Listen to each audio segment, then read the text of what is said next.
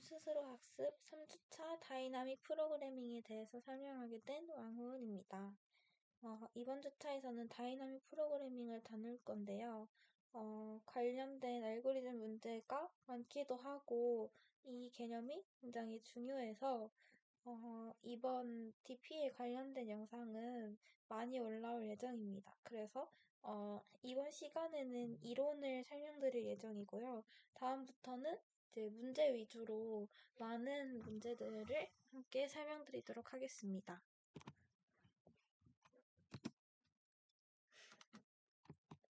그러면 먼저 이 정의에 대해서 알아보겠습니다. 다이나믹 프로그래밍이란 줄여서 DP라고 부르고요. 한국어로 풀이를 하면은 동적 계획법이라고 풀이할 수 있습니다. 동적 계획법은 문제를 어떤 형태로 변형시켜 쉽게 푸는 방법을 의미한다고 하는데요. 동적 계획법에서 동적이라는 단어에 집중하기보다는 계획법이라는 단어에 집중하면 좋습니다. 그래서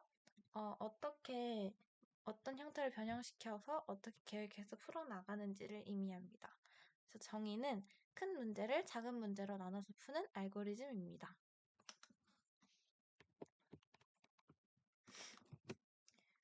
DP의 두 가지 필수 조건에 대해서 설명드리도록 하겠습니다. 먼저 첫 번째는 오버래핑 서브 프로블럼입니다. 큰 문제가 작은 문제로 세분화될 수 있고 같은 방법으로 풀릴 때라는 뜻을 가지고 있습니다. 두 번째는 옵티멀 서브 스트럭처입니다. 큰 문제의 정답을 작은 문제의 정답들로 구상할 수 있을 때를 의미합니다. 좀 더 자세한 설명은 뒤에 피보나치 수열과 함께 드리도록 하겠습니다. 먼저 오버래핑 서브 프로블럼입니다. 큰 문제가 작은 문제로 세분화될 수 있고 같은 방법으로 풀릴 때 라는 문장을 읽어봤을 때 가장 먼저 떠오르는 게 저는 피보나치 수였는데요. 피보나치 수의 정의를 보면은 바로 전수와 그 전전수를 합쳐서 지금수를 만드는 그런 공식을 가지고 있습니다.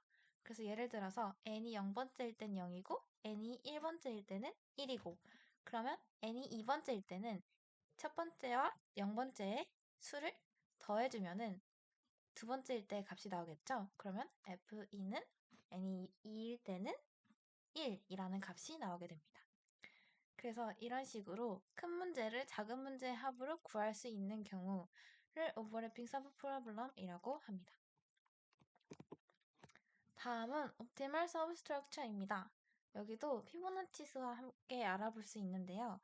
이것도 그 전과 비슷하게 큰 문제의 정답이 작은 문제들의 정답들로 구성할 수 있을 때를 의미합니다. 그래서 오른쪽에 있는 트리를 보시면은 이 피보나치 5번째는 피보나치 4번째와 3번째를 더한 값, 4번째는 3번째, 2번째 더한 값, 3번째는 2번째, 첫 번째, 두 번째는 첫 번째, 0번째입니다. 그래서 이 피보나치 5번째를 피브5라는 값을 구하는 과정은 이제 재기 호출을 해야 되죠. 저번 백트래킹 시간대에 이 과정을 진행했었습니다.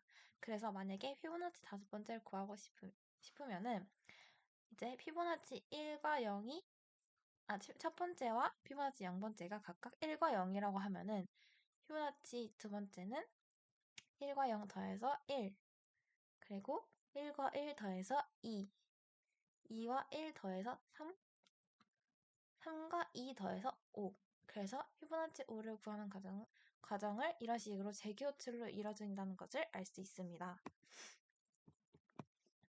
그래서 피보나치의 재기함수 코드를 살펴볼 건데요. 여기 화질이 많이 깨지는데 이게 바로 저번 시간에 다뤘었던 백트래킹 함수와 비슷합니다. 그래서 if n이 0일 때는 return 0, else if n이 1일 때는 return 1 이런 식으로 기저 사례를 만들어주고 return에서 피보나치 바로 전수와 전전수를 더해주는 값을 return 시켜줘서 이 재기 함수를 만들어줍니다.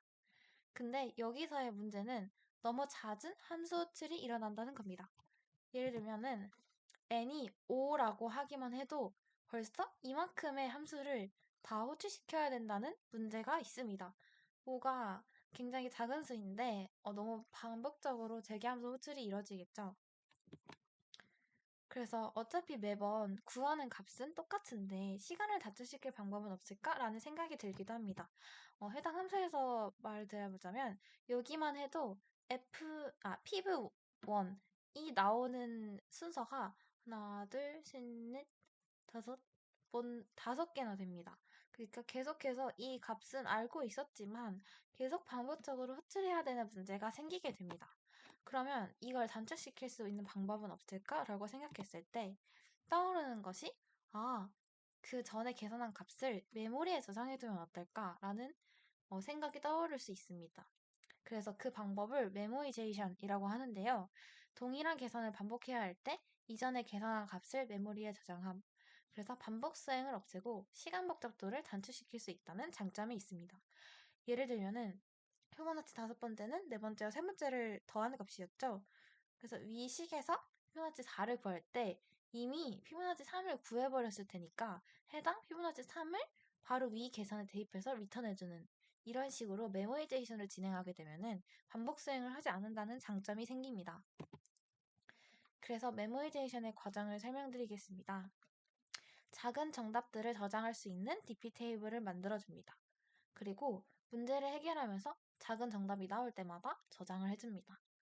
그리고 이전에 해결한 정답을 요구하면 다시 계산하지 않고 리턴합니다.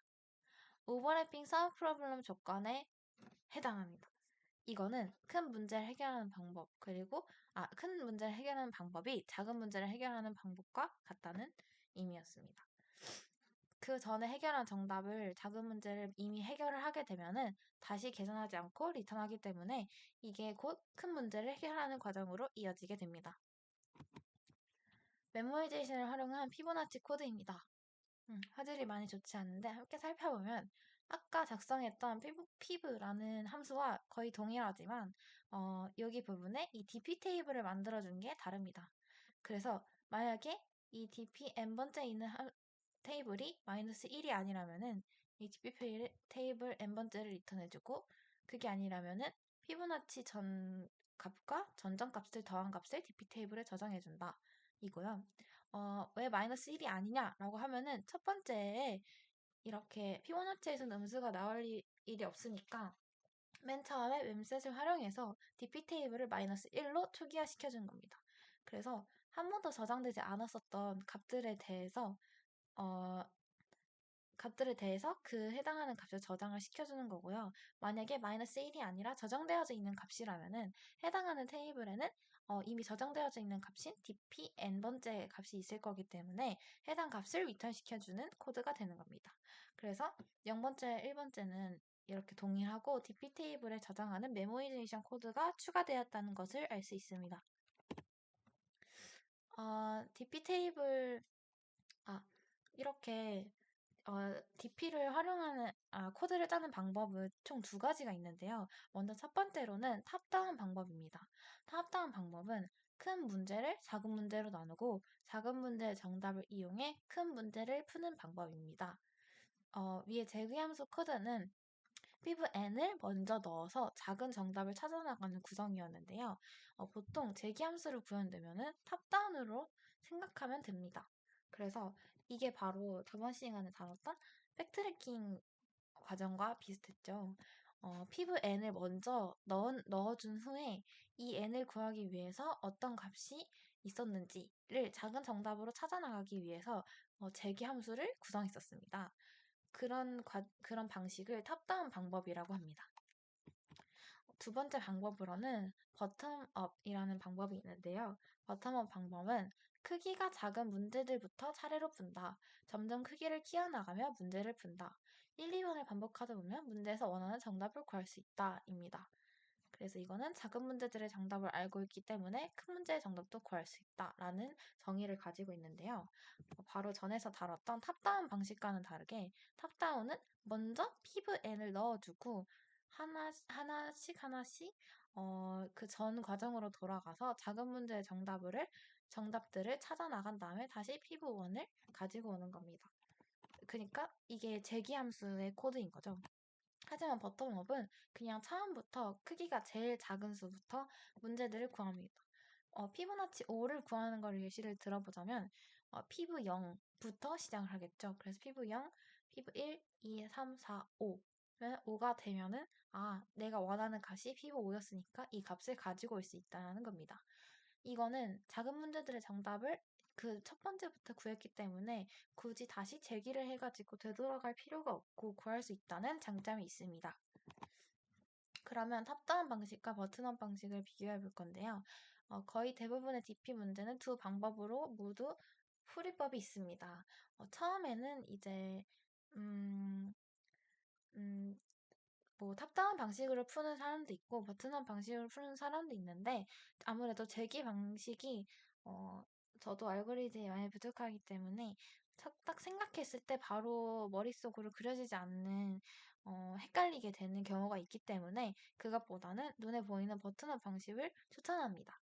훨씬 더 간편하고 많은 문제들이 버튼업으로도 풀이할 수 있는 걸로 알고 있습니다.